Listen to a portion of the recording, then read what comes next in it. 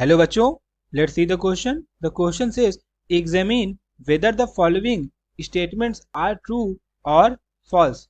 हमें यहाँ स्टेटमेंट क्या गिवन है कि x belongs to a set जिसके अंदर एलिमेंट क्या है, एक है कर्ली ब्रेसेस ऑफ a और दूसरा हमारा b। हमें बताना है कि क्या a इस सेट में बिलोंग कर रहा है कि नहीं कर रहा। तो अब क्वेश्चन में आगे बढ़ने से पहले हम लोग समझ लेते हैं कि इस क्वेश्चन के अंदर हम क्या की कंसेप्ट यूज करेंगे। तो बेसिकली इस क्वेश्चन को सॉल्व करने के लिए हमें बिलोंग्स टू का एक्चुअल मतलब समझना जरूरी है कि आखिर बिलोंग्स टू का क्या मतलब होता है, इसका क्या रिप्रेजेंटेशन होता है।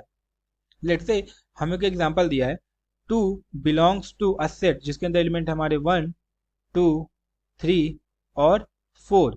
अब ये स्टेटमेंट कब ट्रू होगा? ये स्टेटमेंट जब ट्रू होगा जब टू ये है ये एज इट इज इस सेट के अंदर प्रेजेंट होगा।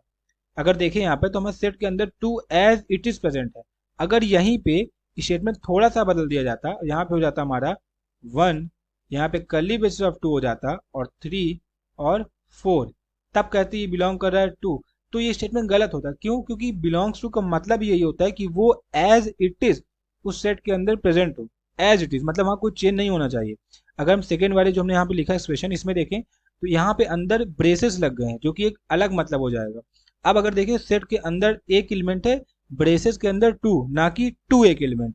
इन दोनों बातों का मतलब अलग अलग होता है और यही हमारा की कंसेप्ट होगा इस क्वेश्चन के लिए।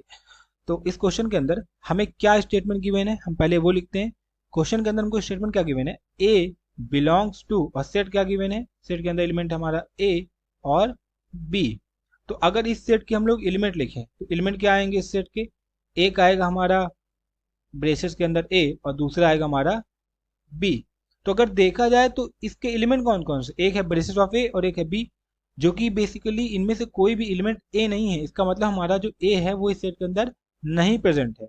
ये ब्रेसेस ऑफ ए और ए का मतलब एकदम अलग होता है, ये हमने की कंसेप्ट के अंदर समझ लिया। तो यहाँ से हम लोग फाइनल स्टेटमेंट अपने लिख सकते हैं that therefore this is a false statement. Therefore this is a false statement. ये हमने की कंसेप्ट की मदद से समझ लिया। तो हमारा जो फाइनल आंसर होगा इस क्वेश्चन का वो होगा this is a false statement.